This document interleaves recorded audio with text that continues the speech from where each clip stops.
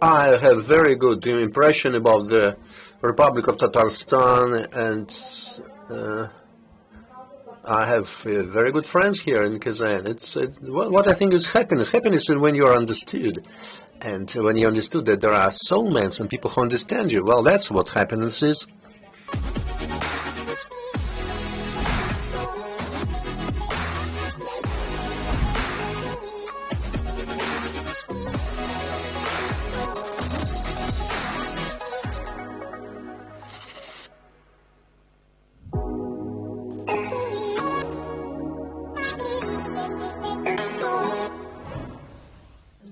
Panel discussion: Education in a New Reality, the values and potential of new experiences. Dear friends, let me greet you on the intellectual space, 100% Tatarstan. Dear colleagues, we have speakers today on this panel discussion. Andrei Pominov, First Deputy for Minister of Enlightenment, Republic of Tatarstan. Well, thank you very much for participating.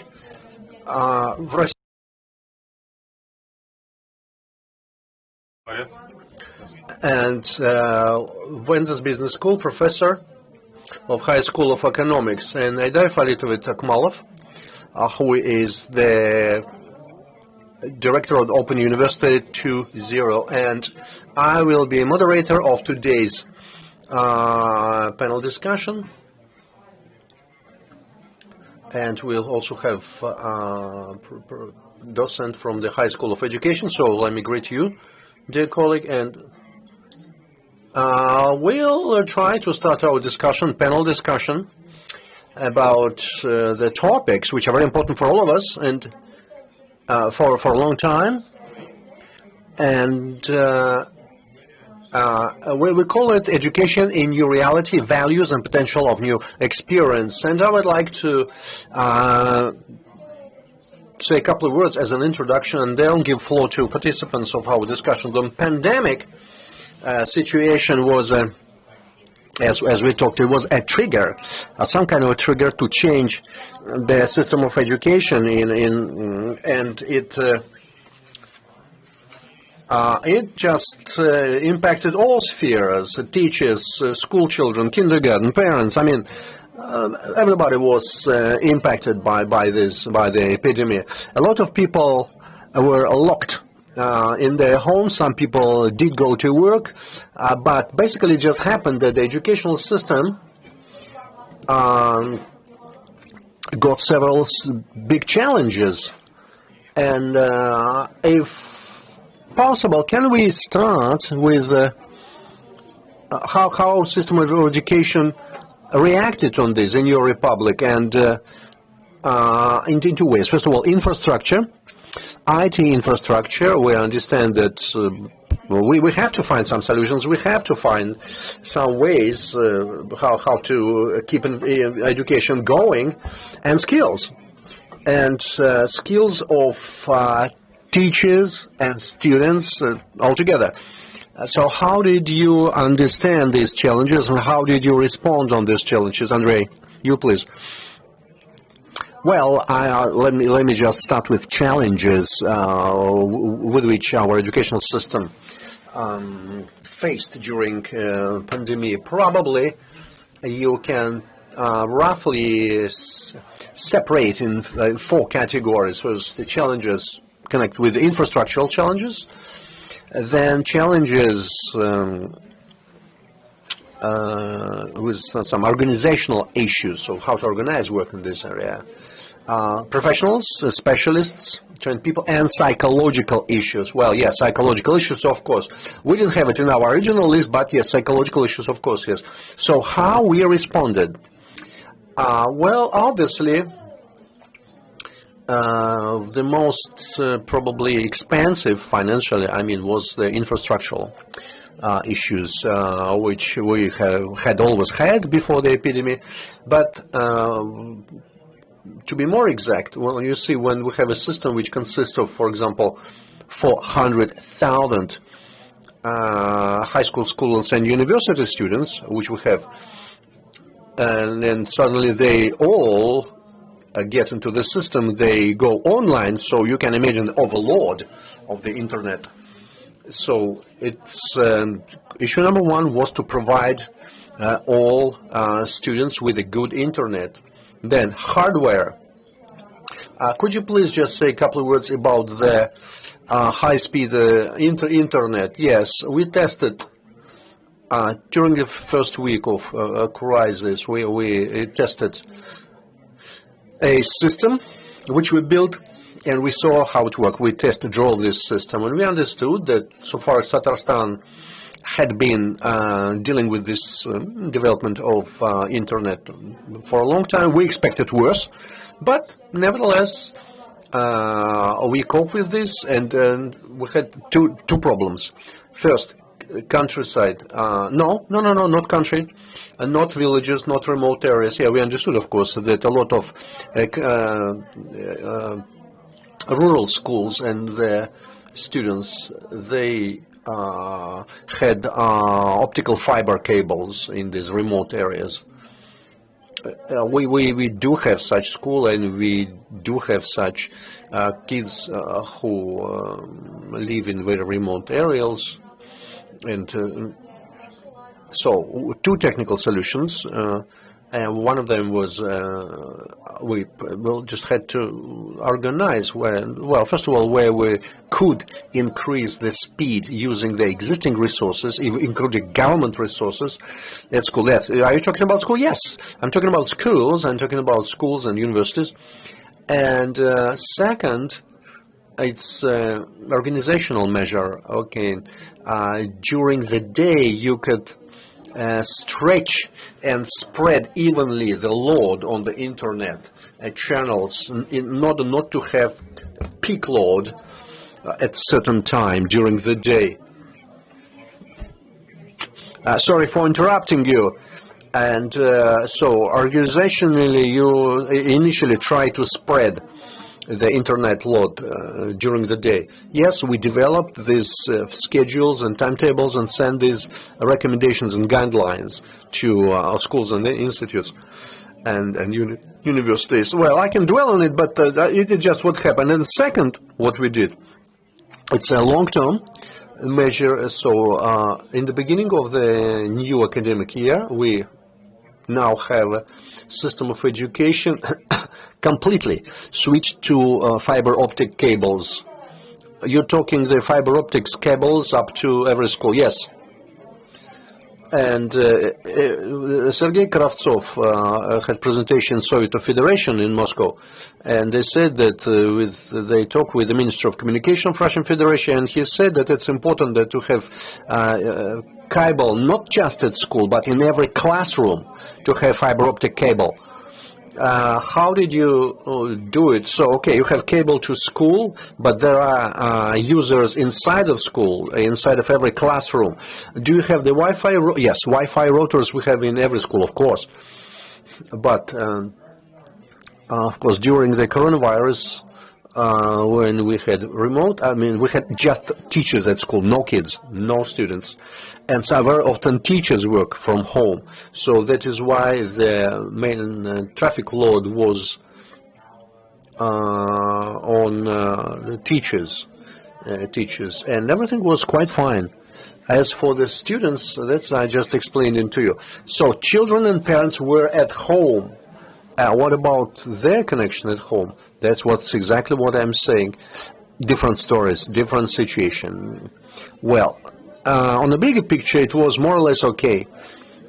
And we solved a lot of issues using some organizational measures. You can download videos. And we used all possible ways and resources. And we used online teaching when the teacher and class were online real time together in the internet. This solution, this is what happened, what you solved, will it stay with us? For example, sometime in future, we hope the epidemic will over. Will you still have this system and you will use it?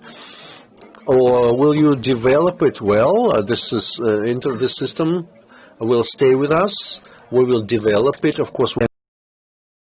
that we'll go back to offline normal teaching at schools. But what we done in March and April, of course, these ideas and technical solutions will be with us. We'll develop it, continue developing. First of all, providing everywhere high-speed internet up to every classroom, up to every teacher or every family, even family. Yes, even family will be provided. So this is the government policy. Fiber optics. Yes, this is our government policy in Tatarstan. Of course, we will need some investments, and this is a federal project, Digital Russia. We have such federal project, and this is the direct budget investment of Republic. So you told about psychological problem along with the other two problems. What psychological? So how did you identify this psychological problem? How do you define it, and how do you respond? Well, let's just structure it. Well, I represent science in my past. I am a scientist, and there are psychological problems of students, parents, and teachers. As strange as it sounds, but maybe it's not strange, for the students, for the school kids, it was the easiest adaptation. They adapted online teaching quickly. Well, we did have some problems, but for the students, it was quite acceptable way. Well, you did not feel any hiccups or obstacles. Well, the most psychological stress was on parents, because the child is at home. Child must have contact with parents, because parents are at home as well. Very often a child was not alone, but not one child, 2, 3 kids in one family. Did you have any negative response from parents? Because I heard a lot.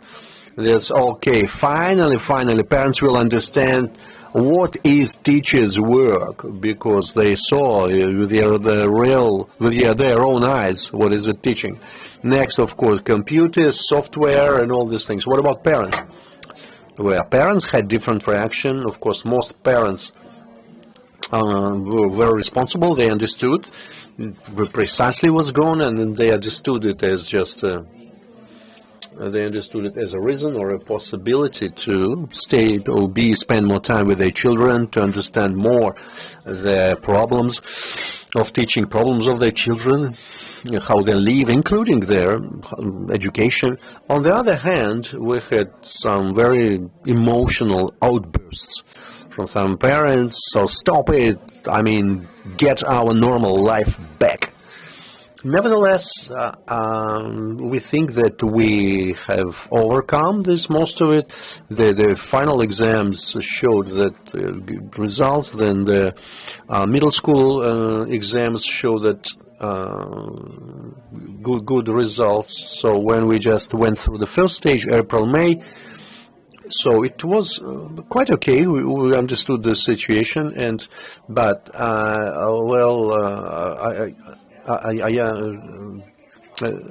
as you see now, we continue in the normal way, our academic year. So what was the relationship between parents and children? Did parents help children to study? We tried to organize online, as you know, Zoom platform. So like you replaced the whole educational process with the digital education. Well, teachers could actually see children, and we saw interesting reaction from the teachers that the attendance was high. I mean, virtual attendance was I don't know how to say it, but there were less tardies in the class. Interesting. Mikhail, could you please join us? We talk about psychological difficulties, psychological problems. We, on this panel, we talk about the values and potential of this new experience. And it's clear that we are online now, and you are online, and people feel differently. And they need the different skills. Or you think that there is no big differences and everything is okay. And so we were very worried. Well, how would change everything, transform? Well, boom, it happened. Well, we now see that, well, we didn't see any huge challenges. Or no, differently. Well, I believe the issue is much more complicated. Maybe I'm just a little bit more optimistic than my colleagues. Let's just consider everything. Well, that situation with pandemic doesn't develop a new reality, but actually it exposed these contradictions and controversies that they'll have been there for a while in the educational sphere. So what do you mean here? What became more intensified and what got worsened? So I want to clarify this. You know, previously, something that was hidden or disguised, exposed. The modern educational system, frankly speaking, well, it has some lot of not functional, outdated traditions, using the sociological terminology. And the core of the modern education system started to develop 800 years ago in order to train and educate priests. That was the historical reality several centuries ago, with taking into account the historical context. Both the school and university education and training, we still have there the remnants of this church or education, religious education. Of course, the world evolved, but the educational system became rather static. So there's kind of it hasn't changed. And online, what did online do? Basically, it actually disrupted this mystery of initiation specific to church and religious education, something that is happening in the classroom between the teacher and pupils, in effective or not. But anyway, that was kind of a mystery, something sacred. But now it's all exposed, it's open, and watched by everybody. And we have some technological consequences. The first of all, that's the destruction, the gravitas of a teacher. What do you mean? You mean open and transparent? It doesn't look well? That's what you mean? Or something else? Well, it became transparent and open, so whatever is happening during the lesson. And what? What's wrong with that? All the interaction between the pupil and the teacher that was hidden, and the parents couldn't see that previously, but now parents can assess, can comment on that. Well, it became more transparent. Now everybody can see it, and the pupil now in psychologically comfortable zone. And this online distant learning provides certain psychological comfort in terms that it's not happening right here, right now, but somewhere in the screen. And you still can be like differentiated from that. And I think there are some global shifts that are taking place. The teacher and the education institution lost its monopoly on knowledge. Well, if the knowledge from university or school can be broadcast through the screen of the computer, you can similarly get it from numerous sources. Of course, the quality might be lower, or it could be of different kind, but for the average pupil or student, there is no chance to differentiate that quality. He just gets it and acquires it. We know that the educational space is becoming more virtualized, and the competition here is becoming global, and the teacher today is competing even with something that is not obvious, with the TikTok, Instagram, YouTube, and with many great things. Why do you think it is competition between teacher and other social platforms? The different parts of the life of a pupil. Well, the competition is after the attention of a pupil and the part or the share of our contribution that we'll be able to develop in the pupil's mind. And unfortunately, the new generation of kids, they have this fragmented and detached world vision, and not having this comprehensive, well-connected system of perception of the world allows the pupil to perceive the videos from TikTok, Instagram, YouTube, and the words of a teacher. But don't you think that in that case, the role of a teacher is becoming even more important and relevant? He has to fight against this influence of TikTok, Instagram, and streaming in the internet. Of course, it's not graduating, it's drastically changing. And if we look at the conventional educational system, and the teacher used to be the gravitas and the reliable source of information, and modern system of education is, it seems to me, it has two major roles. The teacher navigates. He's a navigator to find the way, the right way in this avalanche of information. So there is no problem with finding the information, but it's very hard to make head or tail of what is offered to you. And the second one is a systematic role, is the architect of the world vision. Let's ask Andrei Pomenov. Do you feel that teachers are faced with that type of challenge? Well, you know what I think? The role of the teacher is changing gradually, but not abruptly, as the colleague said. It is not connected with pandemic, but of course it exposed these weak things. It's all about monopoly of the teacher, and the teacher specifically lost its monopoly quite long ago, I would say. And probably I'm wrong, but correct me if I'm wrong, but that there are some research on terms of their influence of the pupil. They rank first street. Street is ranked first, and then parents, then mass media, and then school. So I might be confusing the sequence and the order, but that's quite obvious. But I still agree with the fact that pandemic actually exposed and revealed these elements and this situation, and we have to do something with that. I haven't said that we have to come up with some organizational and teaching techniques and methods that we should change, but also it is related to HR issues, because teachers should be trained to navigate this new reality using new techniques, new technologies, and it's that should be shared by the teacher with the pupils. But it should be, of course, among the two priorities. But since the teachers in that terms and conditions should become the navigators, the guides, I think it's the right thing to say, and it's obvious again. Because if we don't have the monopoly on knowledge, we should be the conductor, the mediator. So, in your opinion, Kazan Federal University, is it doing something in that terms?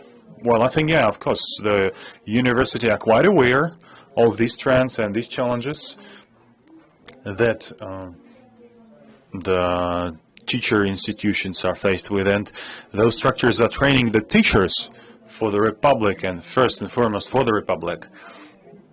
They are worried about that, of course, and they're dealing with it, and the university is involved in different projects on reforming the system of teachers' education and improving the skills and competences that our teachers have today in order to further train and retrain our teachers.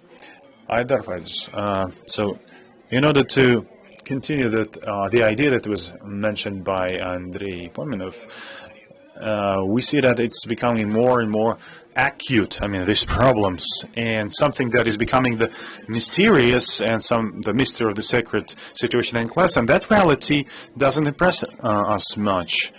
And of course, the teacher should become a navigator, but not a source of information, like a mediator in searching the knowledge. From your point of view, what should we do, and how should we approach working with the teachers, with adults, with university teachers and school teachers, in order to meet this challenge of online reality, of online education reality? Thank you very much for this opportunity to participate in the discussion, but I would like to point out the specificity where we work in our University of Talents. the graduates that we're dealing with. And I would like to say that that situation with pandemic and that situation the pupils, school pupils and students of universities find themselves in, it increased their responsibility for the education they get. In case, of course, if they are interested in getting that qualification and that knowledge and skills. If you speak about this category of peoples, motivated students, they understand that it's more of their responsibility, and as a result of their education, 9th grade, 11th grade, when they taking some state final exam or taking exams at the end of the term, there will be nobody to blame for their failure, and they are more of the situation when they are on their own, and since they have this access to the internet. And we know of a lot of examples when students were very much interested in that situation and opened and discovered something new. And we want, probably I would say that we need to work more with the grown-ups, and that situation, that metaphor with the navigator or in the guide, I think it's something that is I also share, but it's all we probably mixing or confusing the concepts. We put too much of responsibility on a teacher, like the one who is responsible for the one who will show where the information is needed in order to do different tasks. It seems to me, so we share the following position, the following idea, I mean me and my colleagues, the classical statement that the teacher knows everything. It again imposes additional responsibility, and if we say that he's a researcher, then he, together with the students, look for some answers, because there is an opportunity, there is a chance that the teacher might not know something. But how can teacher teach if he doesn't know something? Well, if we speak about not some known by everybody facts, well, when we speak about studying some specific projects and we speak about research projects, the goals of which go beyond the school curriculum. And it's more about probably it's more relevant for student life and education at university. We would like to stress that it's the role of a grown-up or adult in the research in some specific area. Andrei Ivanovich, maybe you would tell something. Maybe I'm too old and speaking from a different point of view. How can you teach if you don't know something?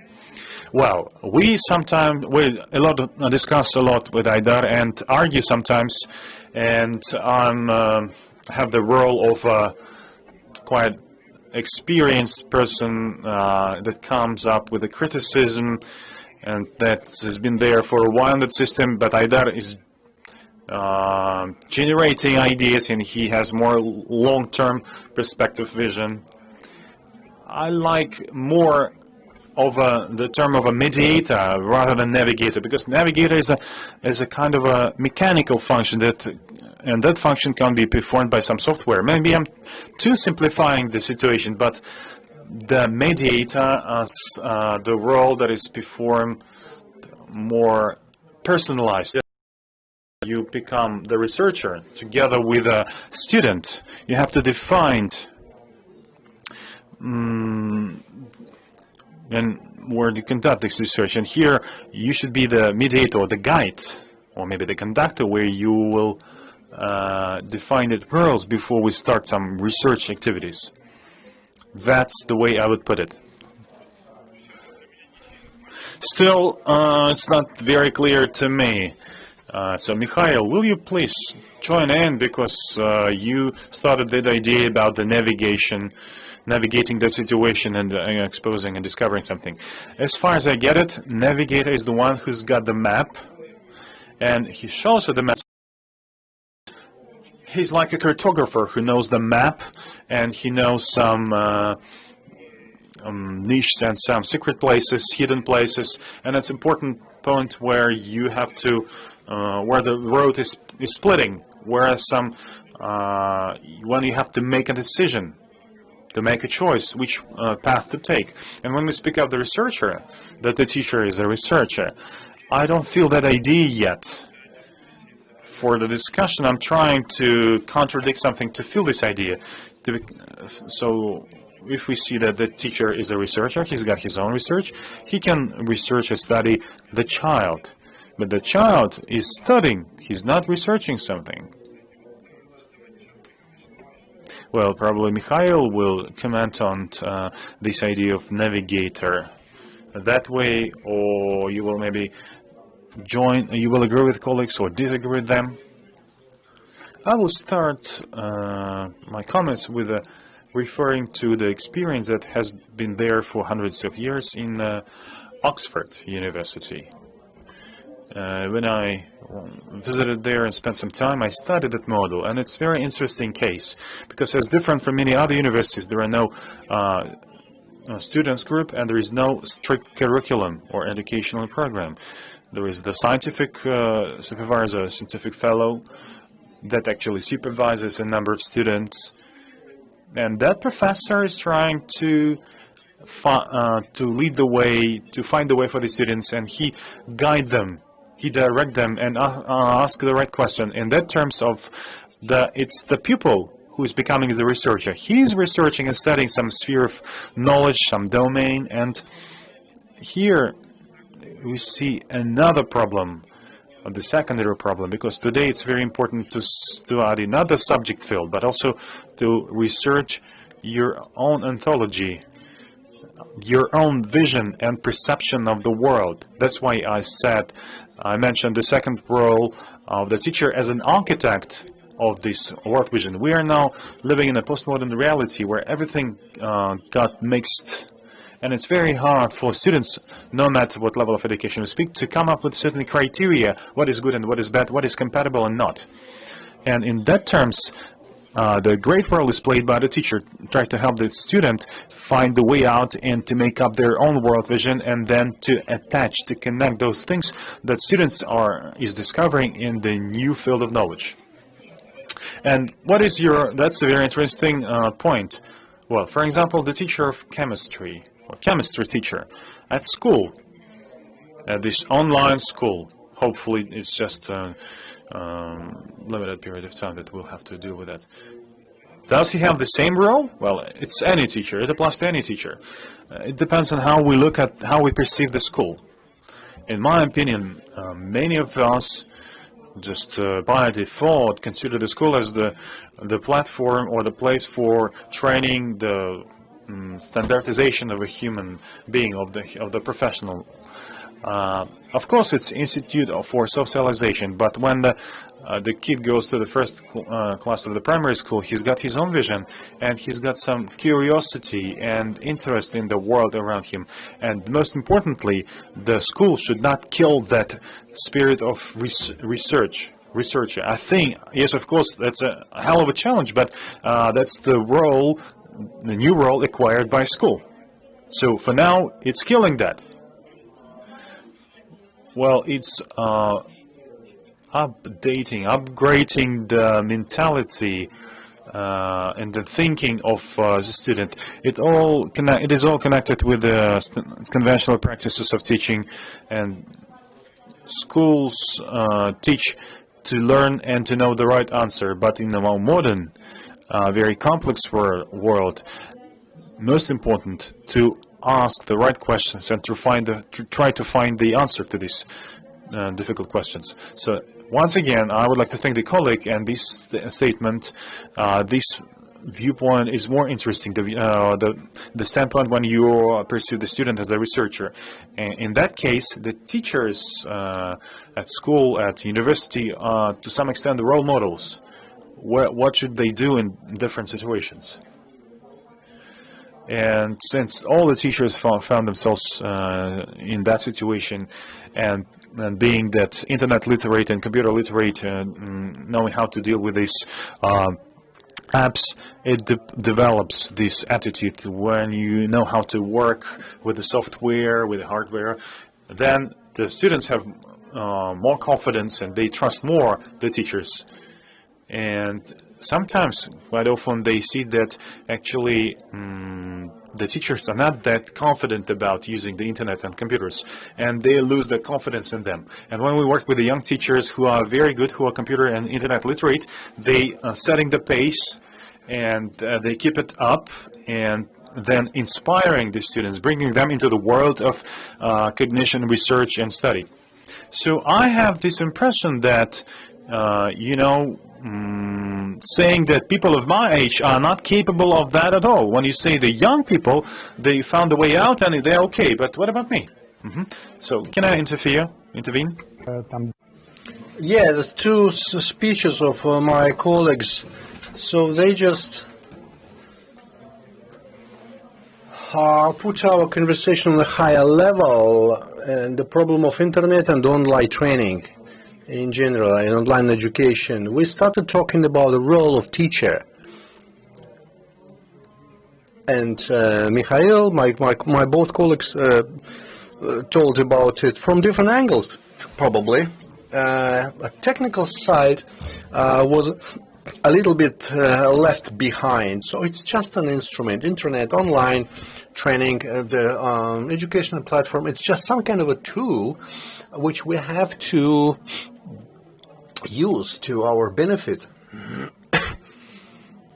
But what shall be done with the training? What should we do with the training of teachers? What should we do with the expectation of the teachers? So you have mentioned a third, which was just organizational issues. And Aidar Faritovich said software, so new programs, timetables. How did you cope with that? Because you can imagine some half million students online, and you have to organize them somehow together. You need new software programs and everything. And just, I mean, how did you do that? Just quite, it was a technical issue. We sent a guideline using the recommendations of the Ministry of Education and Ministry of Education of Russian Federation of how to use available resources, which we had at that time. Can you be more precise? We tried to use them, but the final choice was left to the teachers and schools, because they had their own exploit. When you talk about resources, what do you mean? Yeah, I'm talking about already existing applications which schools had.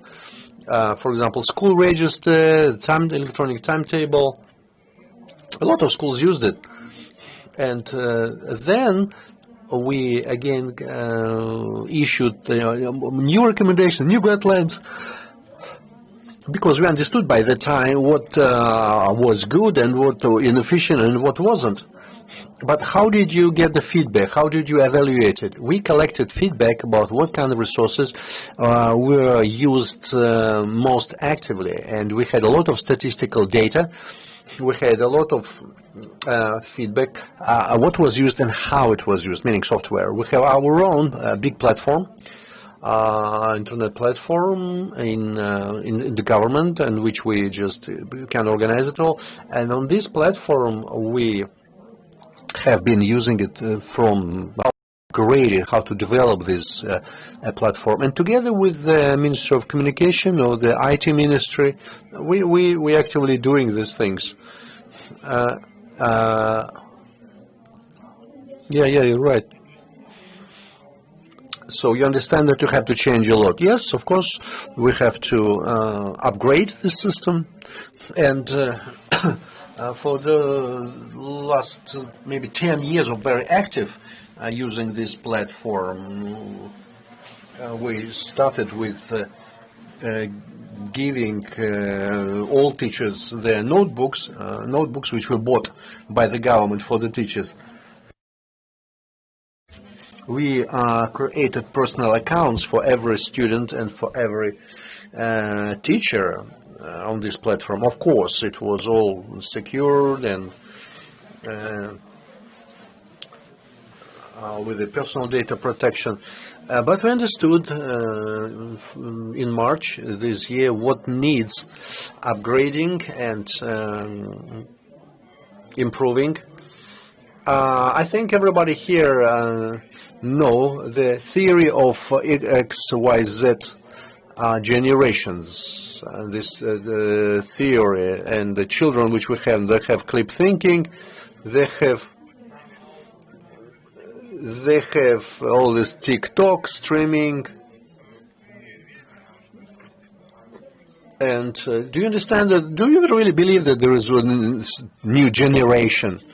I'm a doctor of psychology, and I'm a little skeptical about this theory of XYZ generations.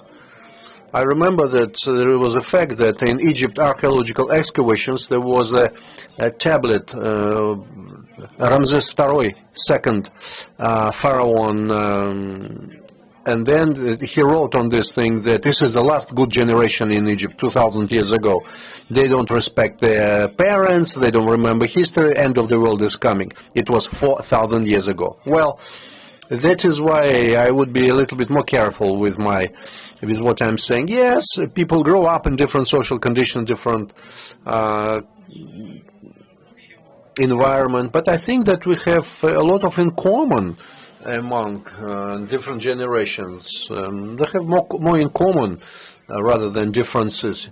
What you said that young people now are different from us.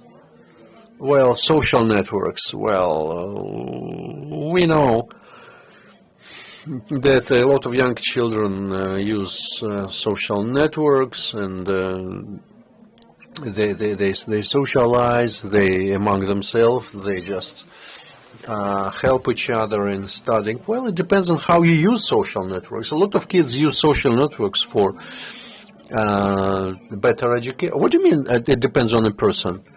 Well, if you have an account in the social networks, it depends on the person, how you use these possibilities of the social network.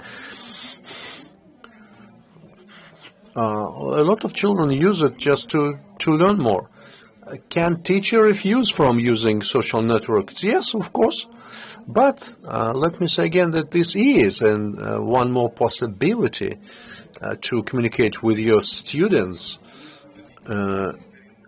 And you can use it as an additional tool for education. And for teachers, it's an additional tool to attract attention to certain topics in the class. Okay, for example, I'm a teacher of mathematics, and I refuse from all these technical gadgets and everything. And probably I would come across with the problem. Remember this discussion about calculator, which we had. Now we have the same discussion. We have internet, we have applications. You just take a picture and you just immediately get the 100 solutions. You can just simply cheat very quickly, and probably very quickly I will get the problem with the cheating and plagiarizing, if you have this soft or not. Well, don't you think it's a new reality in learning? Look, it's quite close to what I'm talking about. Remember we discussed some time ago using calculator or not using calculator. What do you have to teach children? Solve equations or use applications which solve equations? I mean, it's an interesting question. I believe that the answer is second answer is we have to teach children how to use different wave of equations. Well, but the mentality will change. I agree. Yes. Before I became a bureaucrat, I was a teacher of physics. And I taught in university. I taught physics in university. And then I became government official. But I belong to the older generation. And I argued with my students. And I said that let me prove you that the simple calculus I can do better and faster than and quicker than you do with calculator. Yes, sometimes I proved it. But before that, I thought that I just support my mental skills It's about my mental skills, doing these things, training my brain, doing the calculus in my head. Now I don't think it's possible because I have this gadget which allows very quickly to calculate or find solutions or something. But at the same time, what will train your brain? Your mental capacity, your mental apparatus. That's why I'm asking myself, and I ask students, if we exclude, some people say, let's just, from science, let's just unite all together, all sciences together in one science, like natural knowledge, you can name them, whatever you call, and just teach some very basic things. But maths is not just area of some kind of general knowledge. No, it is a very powerful, specific tool, very well tuned through the literally thousands of years of teaching people how to think. So what can replace this? I don't think that there is any now. Andrei, can you hear us? What's your take? Teach maths or just teach using application maps? Special programs, how to use maths? Well, it depends on whom you're talking about. So we see the segmentation in education, and these are three main roles. So we have the so-called basic level of the skills. Quick skill acquisition, just teach me basic things, how to do it. Then there is a middle level, engineering level. This is calculus, mathematics, or something else works. And then there is one more level, which is the level which helps to build up the picture of the world.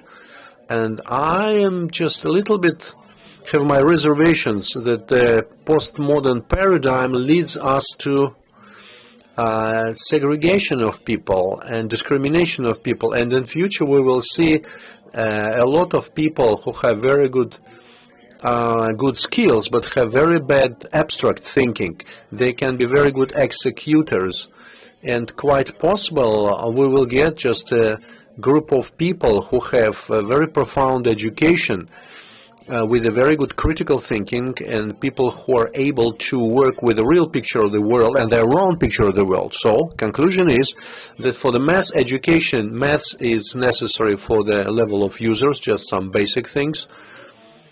And for the second category, maths is necessary as a powerful tool. Well, on the level of the users, let's come back to calculator. What do you have to teach children? Just to punch the buttons, or to teach them do it in their heads? Unfortunately now in the modern world, you don't have to know, and sometimes you don't even have to be able to. You have to understand causation, correlation, connections, and you have to be able to negotiate. So, there is a... what about the secondary school? Well, you cannot negotiate. There is a curriculum. There is educational standard. And, again, standard plus curriculum. So, teacher enters the classroom, 5th grade, 6th grade, 7th grade, and teacher sees in front of him this, and using gadget very skillfully, teacher gives him task, and this school child solves everything very quickly, and he said, look, I don't need your formulas, I have a gadget which can do it very quickly. How will you teach this student? And what will you teach this student? Using the gadget or using his brains with formulas and all these logical steps? Well, we are ripping this question out of the context. No, I think we put it in the context. As I told you, it will depend on the context. What kind of school is it? What class is it? This dialogue is quite typical, and quite typical situation. The problem is that children are always children. Whatever you change school curriculum, children will refuse any pressure. I reject any pressure. And it's not about what you teach, but it's what the family tradition to an education is. You cannot teach, you cannot make child love reading if in family nobody reads. You cannot teach a child think and have causation correlation thinking if in the family it's not tradition. It's family, and we cannot shift this family tradition or it's absent and to make it school function. Well, I believe that the objective of school and objective of teacher is try to explain with using simple examples, maybe not simple examples, to show that getting specific knowledge and skills is much more important than ability to find quick answer to solve some kind of problem. You can get an answer and the answer will be wrong because the initial problem is understood incorrectly. But again, coming back to a person must be able to think based on a certain amount of knowledge which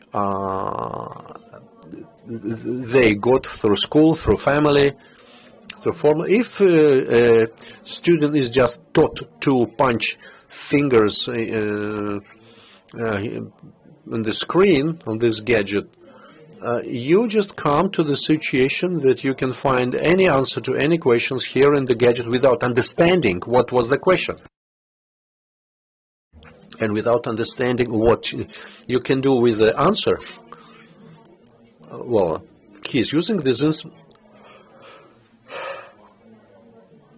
well, we were talking about fragmentation or stratification of society. We will get the generation of people who, apart from getting quick answers to very simple questions, that's the limit of their abilities. But it's not about school. And I would probably agree that that in any case, this stratification, this segmentation is already going on, but the mission of education is on every stage of education try to build these bridges when a student can say, yes, I'm here and I understood that I need to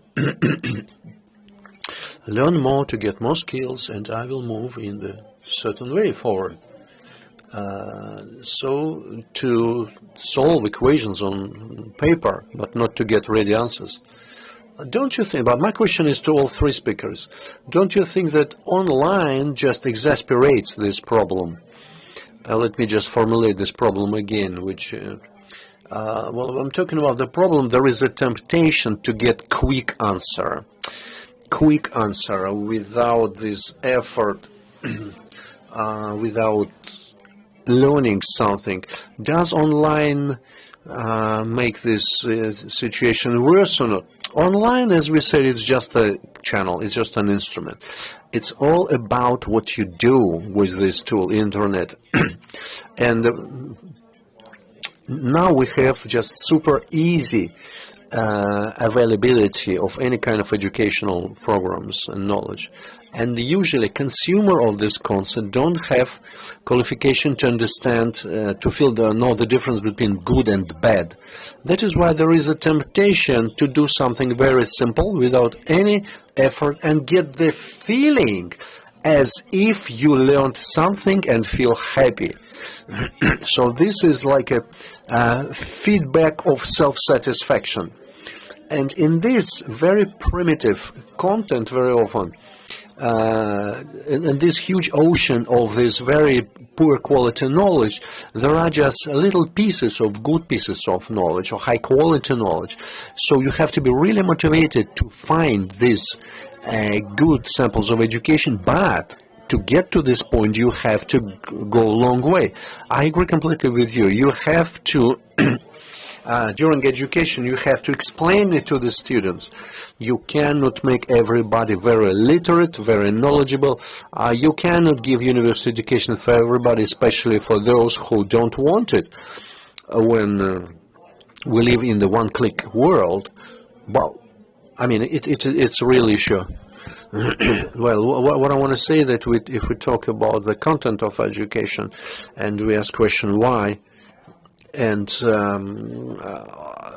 we teach students to think, we teach them to make decisions and how to choose. And if we talk about our today's situation, about next 10, 15 years, so probably the foundation will be the education which we have in our school, have in our university. If technologies move on, so the amount of knowledge, a volume of knowledge which students must know, it will just grow and will be difficult to learn it all. And if you have a possibility to get quick answer, thinking student will use this these technologies in a way which he uses it. If it's, for example, a chemical specialist, or if it's in medical science, when people can exchange their knowledge across the globe very quickly through exchanging this knowledge. And the more complicated technologies we have, the quicker this temptation is growing to find quick fixes and quick solutions. And but definitely not in the nearest future. Yeah, I think I understood you. This is what our colleague said about the cheap content and bad quality knowledge. Cheap like cheap one, easy, simple to access. It is some kind of a pseudo content which gives just illusion of good knowledge, just illusion of getting information, illusion of learning, not a real one. And if you say that yes, it's a challenge, it's a problem, do we have an answer to this? Well, that's truly a challenge that is there, and I can't respond to it and give you some turnkey ready solution in a full-fledged format. I would redirect it to the tasks of the conductor or the guide that the teacher should be or should become, and he should show and prove for students that that is the content, trustworthy, reliable, relevant, and it's something that you can consider, take into account, but you cannot trust. You know, there's always the vacant room for new good ideas. If you exclude astronomy from the curriculum, finally it is substituted with astrology. It is a very that's a very rough example, but maybe. What do you think? Tinder is a very cheap stuff.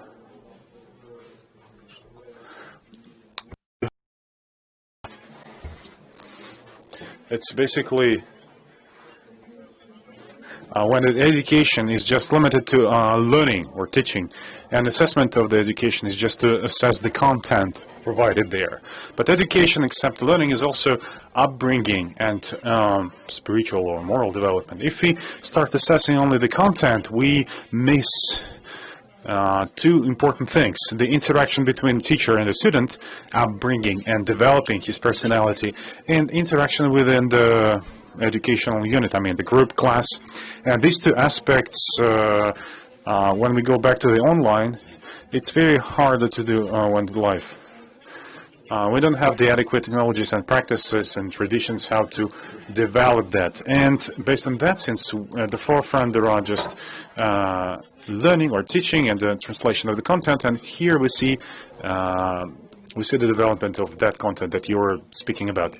So we go back to that thing, and if we go back to the very beginning, and you said that the teacher had to compete, or has to compete, and has to win the attention of a child whose attention is, he's immersed into the TikTok, Instagram, and so many other social networks.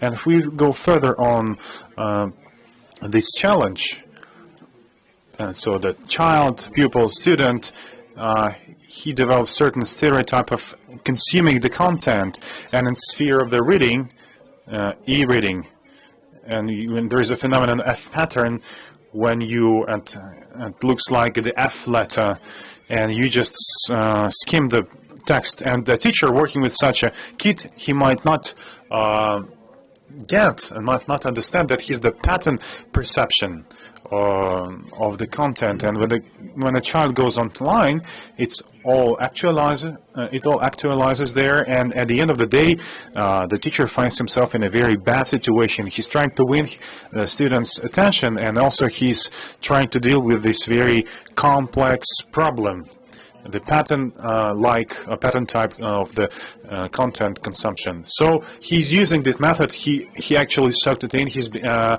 marketologists, market specialists. In that terms, are the major teachers actually. They're adjusting the content and the videos and images in such a way. I mean, the way they organize the visual image, they captivate. So the major goal for them is to sell the attention, children's attention. So and as soon as they captivate it, the children's eye caught that image, the child develops this pattern type of the information perception, and then after that he goes back online, and he attends the classes online, and then he perceives the information at the class, this pattern like. Well, I think actually this problem is even deeper. If the teacher constantly using different sophisticated methods of the attention control tasks, that then student or pupil will never learn how to control his own attention, to focus his attention, because and the active research activities, the active research positions, where the teacher is a guide, a navigator or mediator, is effective only when the students learns to control and to manage his own attention. And this problem is not addressed yet. And speaking from my experience, I have a child while they are have these online classes using Zoom platform, and along that, in the Viber, they organize the group. The teacher asks the question, and in that Viber group, they discuss and give the right answer to the question asked by the teacher. And the teacher doesn't understand that his task not to. So the student thinks that his task is to give the right answer, and nobody will torture him, nobody will push on him anymore. So the task to control his attention and to consume any information content, not because you are being targeted with this content, just because it's your own motivation, it corresponds and aligns with your world vision. That's the most important task. And with online education, it goes even more acute, even relevant. Because, the feedback loops are limited. When the teacher is in the class and the teacher understands what the students are looking at and what their attention focus on. Because you can make some note, or you can send some remark, you can tell something.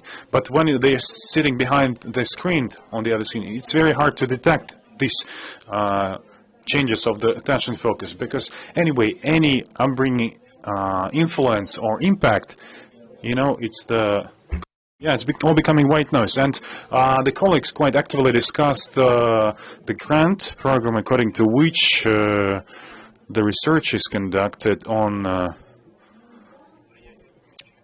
tracking the condition of the Actually, it's registering the eye tracking, the face impression. It's signaling if he's losing the attention or if he's very much involved and focused on what is going on in the study. What do you think? These type of solutions, technological solutions, will help the teacher or will make it worse? Well, it's all about accumulating data, getting some statistics. Again, I would like to say that I agree with Mikhail. The task of the teacher is to make something, to evoke, to promote this interest that the student must have to study. So we can now see that that student, his attention is distracted, and we found it out. That's the result. Period. And then we need the technologies and the art, teaching art, how to bring him in. And Mikhail says that we don't have the tools yet. Yeah, that's true. Well, Actually, we have this type of tools. The teacher has the techniques, especially if he's experienced one. He's got some years of teaching and he's working offline. He knows how to do that. And when we speak about online learning, this challenge is becoming very relevant. And we need new technologies, new types of training the teacher, in order to address this challenge somehow. Because some students are committed and they are really involved, and some of the students, they are got distracted and they think about anything but studying and the subject that is being taught. So the idea itself, when we go online and we communicate online and we don't have the metrics and measurement, and we have these special techniques for measuring involvement or inclusion, but we don't have this feedback or this quality measurements concerning the attempts that are made by a student when addressing certain task. Online, the digitalization, it allows to measure a lot of things, to put it in numbers, different indicators, and the idea itself of digitalization and all aspects of work of a teacher. I mean, like the feedback, certain planning, certain recording the achievements and the progress, academic progress, as an idea. Is it a good thing, or we shouldn't focus on that too much? As Andrei says, okay, they will show that 30% are distracted and they are not involved.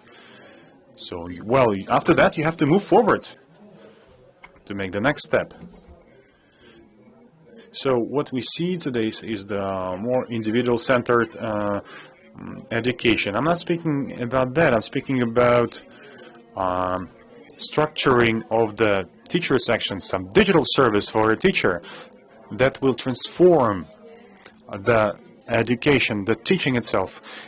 Before he will not know how many attempts to learn the material the people will make. Well, there are different methods how to understand what is the best way for each specific individual to learn something, information. Well, if a student made some attempts to learn something, and then you have to change the technique for that particular student. And digitalization of different aspects of teaching, it's a good story. Yeah, that's it. And what kind of tasks does it address? What does it help to achieve? Well, at least the tools of the teacher is becoming wider. And he understands that he's got a number of techniques, and some of the techniques are more effective than the others. And in that terms, one of the technique is more effective, the other one is not. To me, it makes no sense. Maybe we'd better organize the workshops or seminars of the teacher training experience and share that experience with those who can see, those who can learn and pick this skill up. Why should we put it into digital form? So quite often I recollect there is such an expression. So I don't remember the exact wording, but I'll try to convey the message. Usually in sci-fi, they used to say when the radio will appear in every house and everybody will be happy. So now we have the radio in every house, but still we don't see this happiness here. So if the internet is available at every school and if they go online, it doesn't mean that it's all efficient, everybody's happy, and now we have super educated, well-educated people. It's a tool that you should know how to use and take advantage of. And actually, that's, the arms race. We are equipping our teachers with new tools. On the other hand, teachers know how to bring together, find the way how to get the right answer, and the teacher will not know that, and will quickly give the right answers to the questions the teacher asked. So formally, it's all done.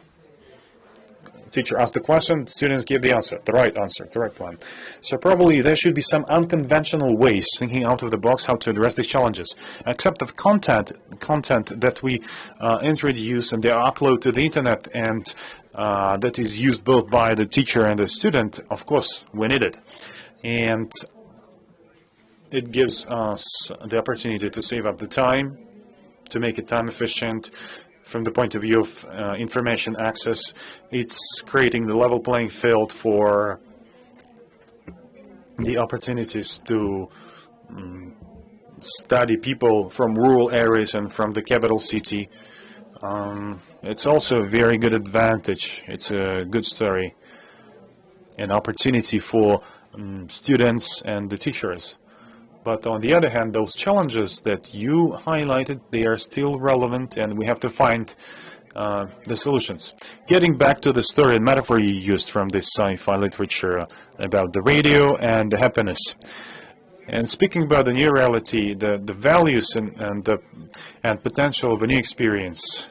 And actually, thanks to Mikhail, we turned the root of our discussion that it's becoming more acute. And that new reality is not new at all, but what is new here is that it is very intense. It is very sensitive. I mean, this coronavirus pandemic situation, the lockdown period. At the end of our session, can we come up with the one challenge, name one challenge in your opinion of this new sensitive reality that you would be focusing on and not only thinking, analyzing. So on the top of my head is to teach how to use and to take maximum advantages of the new opportunities at hand. I won't be specific. You said the word new. Let's go deeper into it. If you say to differentiate the cheap stuff from a real relevant content, is it a new one? Well, that's a challenge. There are new technologies related and connected with the online education. And there are a lot of issues that are present in that sphere, and as well as the one that you just named. We have to do something with that challenge. We have to teach parents, students, people to differentiate the cheap content from a real one. But these challenges are very numerous of a kind, and we have to be aware of all of them. So, speaking from that experience, from that example, we have a range of new opportunities, and along with that, these opportunities, we discover them and we see the other side of the coin, or of these opportunities. There are some false opportunities, something real, genuine ones. In that terms, don't you think that every new opportunity, it's like a coin or like a medal with the two sides? There are certain undoubtful things. There is no prohibition, there is no ban. You can stop something, for example, you can ban the access to certain sources, and that could be recommended to the families to do the same thing, install the filters and introduce filters. It will not work because we have to deal with it at a different level using different approaches. So what you mean is that we should give the chance to try. Yes, of course, we have to explain. We have to teach. Maybe I'm using the wrong wording, the different verbs in terms of modern conditions, but that's the mission of a teacher in a school, and our mission. Of those who are thinking about that. Thank you very much. Aidar, maybe you can add something. Well, transformation, digital transformation is the professional realization. Something very solid was said. Can you be more specific? More ways of getting good education at university and becoming highly professional specialists and find your career, find your path in this life, and to become a specialist in different industry. And that perception, that pattern is being transformed, and the pandemic became one of the factors, because it doubted some of the technical specialties.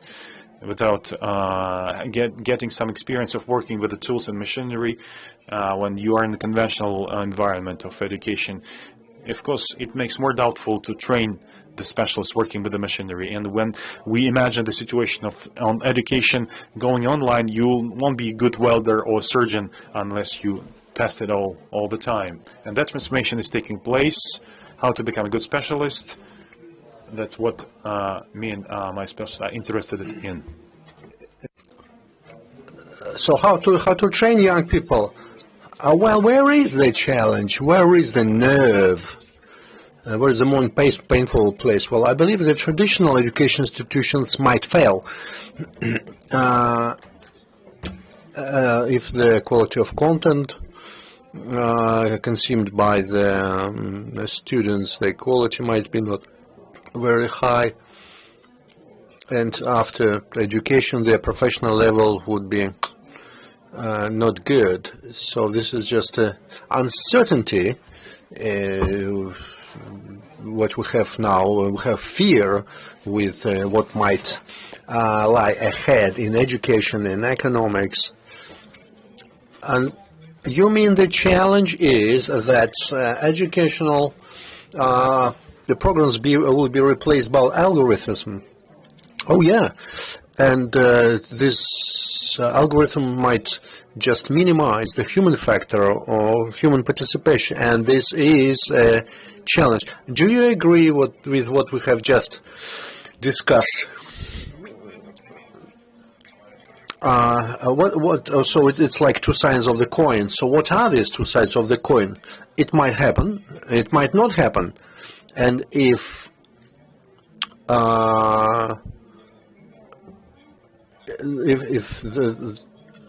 somebody is hoping that I can get my profession online, so it might not happen. Yes, and in these conditions, that task of education, the goal of education, and the goal of our Republican education is to provide a possibility to choose, to wide range of possibilities, opportunities of choices on every level of education. General education, secondary education, professional, vocational education, higher education. And in this sense, in our school, we do a lot, and we discussed it, and there's a range of specialized educational facilities which we have in vocational education, the same in higher education.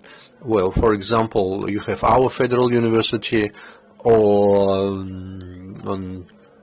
Innopolis University, just with a totally different organizational form, different structure of university. Well, this possibility must be there, must be available, and we should show these opportunities. We should show their advantages, and we should function as navigators, as a trailblazers, to show, to explain to students all these new callings. Yes, it is important to give choice, to give opportunities, to choose, to teach how to adapt in ever-changing reality. But let me just say about like meta challenge.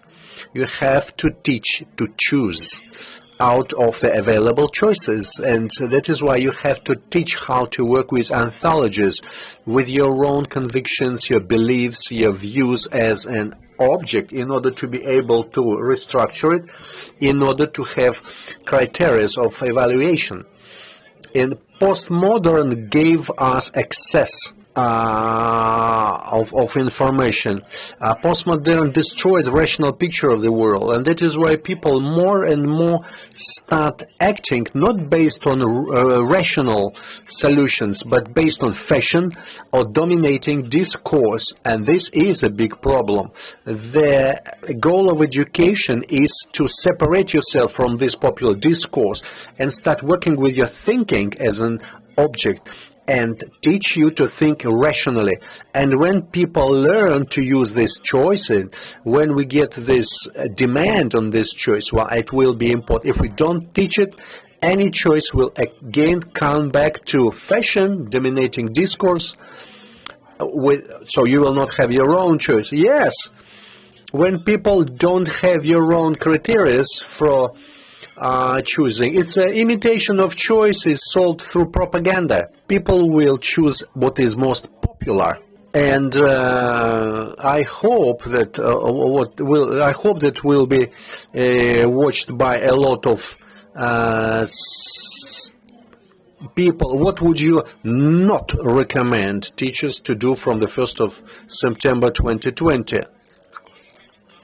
I really would recommend you not to follow blindly existing standards. But I understand that unfortunately average teacher of the meals teacher is not able to resist system. I would probably not recommend you to be a last standing man against the system. Just try to unite, try to organize groups to discuss, because teacher is not just profession, it's your choice, it's your life position. And when you understand that you are not alone, that you have other interested people, so you together can find solutions. Well, I would not recommend to simplify, not recommend to simplify.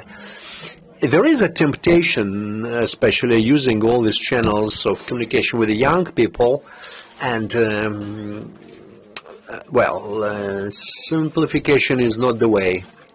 Even if something is difficult, you just show the beauty of the science, solve the beauty of your subject, get your attention of your students through this one. Well, as for me, in spite of all challenges which we have, which we are surrounded by, I would not recommend our teachers to disappoint, to be disappointed in your choice of your teaching profession. Well, that's great. Well, thank you very much. I think we did manage to talk about important issues, about challenges, about infrastructural